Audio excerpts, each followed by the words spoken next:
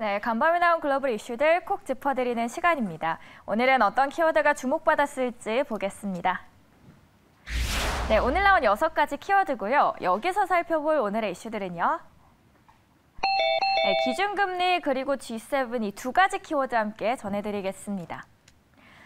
미국 연준의 통화 긴축 속도가 갈수록 빨라지고 있습니다. 한 달 전까지만 해도 3에서 3.25%에 도달할 것이라는 확률이 8.8%에 그쳤죠. 그런데 그 사이 확 뛰어 올랐습니다. 얼마나 올랐고 한국에 미치는 영향까지 외신통해서 짚어보겠습니다. 이제 올 연말에 3%대로 인상될 것이라는 전망이 대세가 됐습니다. 파월 의장은 FOMC 회의를 마치고 자이언트 스텝은 적극적으로 고려하는 대상이 아니다라고 선을 그었죠. 대신 빅스텝은 향후 2번 회의에서 검토해야 한다는 인식을 전했습니다. 파월 의장의 말대로라면 남은 5번의 FOMC 회의에서 빅스텝을 2번 밟고 남은 3번에서 통상적인 스텝을 밟는다면 연말 기준금리는 2.5에서 2.75%가 됩니다. 그러나 이 역시 현재 금융시장의 기준금리 전망치에는 미치지 못하는 수치입니다. 결국 지금 금융시장은 파월 의장이 제시한 경로보다 금리 인상 속도가 더 빠를 것으로 예상하는 셈이죠. 그 이유가 바로 시장에서는 연준이 보다 더 적극적으로 금리 인상에 나서야 한다는 목소리가 나오는 이유입니다. 미국 CNN 비즈니스는 연준이 좀 더 공격적으로 기준금리 인상에 나서지 않아 미국 경제가 더블딥, 즉 경기 상승 후 재하강에 빠질 우려가 제기되고 있다고 보도합니다.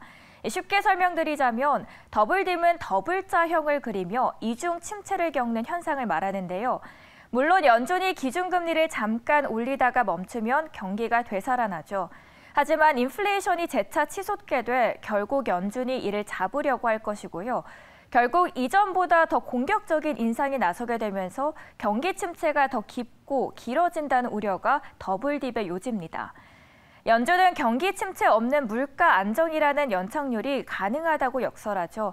하지만 어차피 지금과 같이 전례가 드문 물가 상승세를 잡으려면 경기 침체가 불가피하다고 관측하는 전문가들이 적지 않습니다.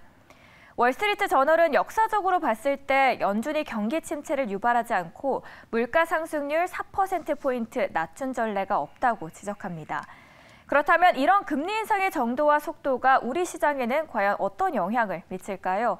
시장 전망대로 미국 기준금리가 오른다면 한국과 상당히 큰 금리 역전이 발생할 것으로 우려됩니다.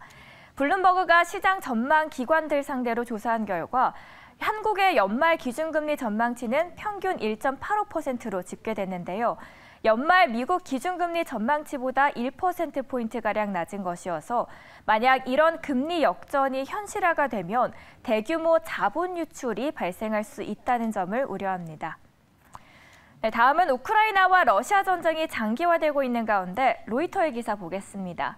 네, G7 leaders pledge further economic isolation of Russia. G7 정상들이 러시아 경제 고립을 심화하기로 약속했습니다. 러시아가 의존하는 핵심 서비스를 차단해 러시아 경제의 모든 부분에 걸쳐 고립을 강화할 것이라고 밝혔는데요. 러시아 석유 수입의 단계적 중단 혹은 금지를 함으로써 러시아 에너지에 대해 의존을 점진적으로 중단할 것을 약속합니다.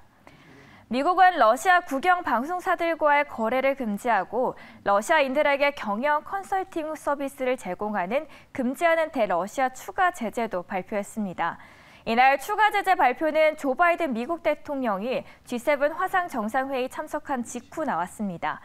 회의에서는 또 우크라이나 대통령도 참석을 했습니다.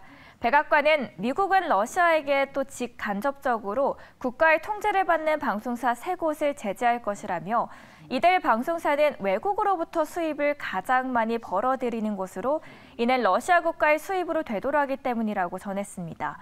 따라서 이제 모든 미국 기업은 이들 방송사의 광고나 기타 장비 판매를 할 수 없게 됩니다. 네, 잠든 사이 나온 따끈한 외신이었고 이번 주 일정도 체크하도록 하겠습니다. 네, 먼저 월요일에 휴장하는 나라가 많습니다. 홍콩은 건국 기념일을 이유로 또 러시아는 승전 기념일을 이유로 금융시장이 쉬어갑니다. 네, 다음 화요일도 보도록 하겠습니다. 한국은행은 10일 3월 국제수지 잠정 결과를 발표합니다. 러시아의 우크라이나 침공으로 원자재 가격의 급등, 그리고 글로벌 공급망 회복 지연 여파로 3월 흑자 폭이 1년 전보다 더 줄어들지 관심이 모입니다. 그리고 이날은 기업들의 실적도 잇따라 발표되는데요. 옥시덴탈, 코인베이스, 그리고 로블록스가 있습니다. 미국의 4월 CPI는 오는 11일 공개가 됩니다. 뉴욕 증시를 좌우할 중요한 이벤트입니다. 발표에 따라서 다음 달 열리는 연준의 회의 방향을 잡을 가능성이 크죠. 물가 상승이 연준의 금리 인상 행보를 가를 핵심 변수이기 때문입니다. 이번 지표를 통해서 인플레이션 고점 통과 여부를 확인할 수 있을 것으로 보입니다.